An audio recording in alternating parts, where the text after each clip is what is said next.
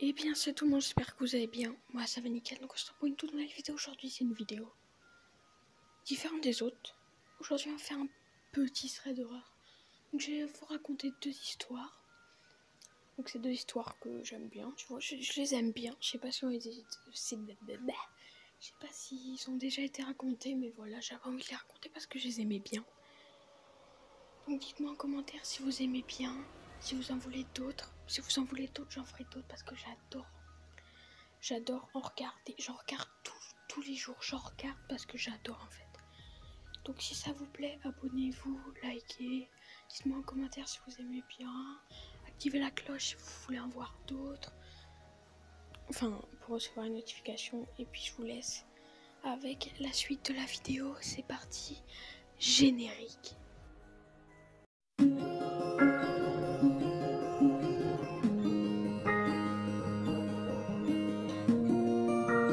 Donc c'est l'histoire d'une fille qu'on va nommer Léa. Elle était toute seule chez elle un vendredi après-midi. Pour s'occuper, elle décide donc de prendre une photo avec des filtres drôles et de la poster sur Instagram. Quelques minutes après l'avoir postée, il y avait une cinquantaine de commentaires. Pourtant, elle nous dit qu'elle n'avait pas beaucoup d'abonnés. À sa grande surprise, les commentaires n'étaient pas ceux qu'elle imaginait. Ils étaient du genre « What the fuck, c'est quoi cette ombre qui semble tenir un couteau derrière toi ?» ou encore « C'est normal cette ombre sur le mur derrière toi ?» J'ai donc zoomé un peu plus sur le mur derrière moi et effectivement, il y avait bien une ombre sur le mur.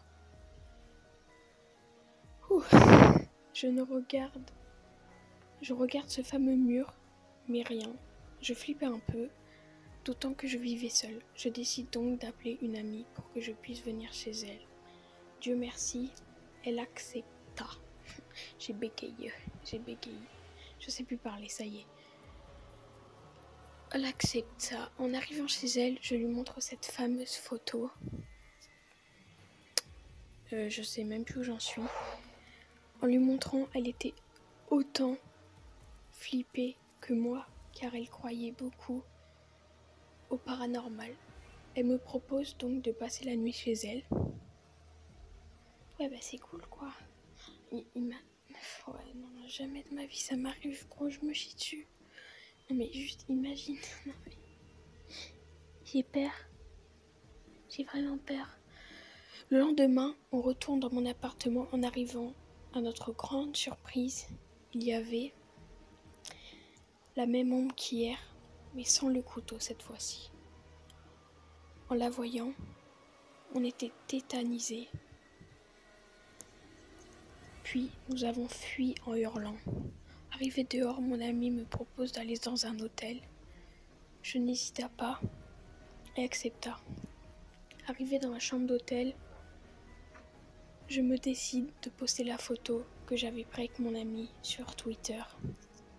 Parce qu'en gros, quand elle avait été à l'appartement avec son ami, elle avait préparé son téléphone pour prendre en photo l'ombre si elle y était.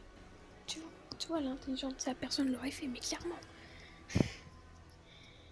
Donc voilà, franchement, elle est courageuse. Ce n'est pas moi, quoi. T'inquiète, oui. Donc du coup, elle décide de la poster sur Twitter pour voir et tout. Quelques minutes plus tard, j'allais voir les commentaires. Il y en avait une dizaine, mais pas ce que j'imaginais. Et c'est bien. Il disait il n'y a absolument rien sur cette photo. Ou du genre fake, arrête de mytho, il n'y a absolument rien sur ta photo. J'ai donc décidé de leur répondre, leur disant qu'il y avait bel et bien une ombre sur cette photo. Mais malheureusement, ça n'a rien changé. J'arrive même pas à lire ce que j'ai écrit, c'est fou ça. Donc malheureusement, ça n'a rien changé. Et ils continuaient de m'insulter de tous les noms. Ok les potes, donc on va passer, vu que j'ai pas trouvé la suite de cette histoire, on va passer à la deuxième histoire. Donc c'est une histoire, je vais pas dire du même style, mais genre c'est pas des histoires d'ombre et tout, tu vois, genre c'est pas du paranormal. c'est plutôt du beigne. C'est incompréhensible ce que je fais.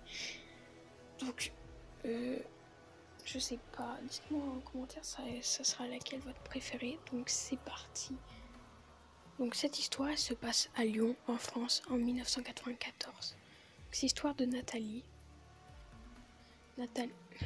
Il y a marqué quoi? Nathanaël.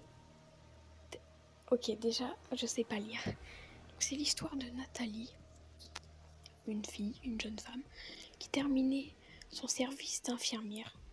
Il était 5h du matin. Elle monta dans sa voiture et s'engageait dans les rues encore désertes. Très vite, elle remarque qu'une voiture la suit de près. Au moment de la dépasser, la voiture se rabat violemment derrière Nathalie et commence à lui faire des appels de phare. La jeune infirmière accélère, anxieuse, tout en essayant d'apercevoir le conducteur du véhicule dans son rétroviseur. Les appels de phare continuent, frénétiques. Il y a une fissure, du coup je vois pas ce qu'il y a marqué. Elle tourne à droite puis à gauche, la voiture la suit. Nathalie commence à paniquer. Que lui veut donc cette personne? Elle arrive dans l'allée menant à sa maison. Son seul espoir, tenter le tout pour courir, s'enfermer chez elle pour appeler la police. Au moment où elle descend de la voiture, elle entend son poursuivant descendre à son tour et hurler « Enfermez-vous et appelez la police, vite !» N'osant pas se retourner, elle s'enferme chez elle. S'enferma donc chez elle. À double tour, c'est pas marqué mais je le dis. Et appelle les gendarmes. Elle jette un coup d'œil.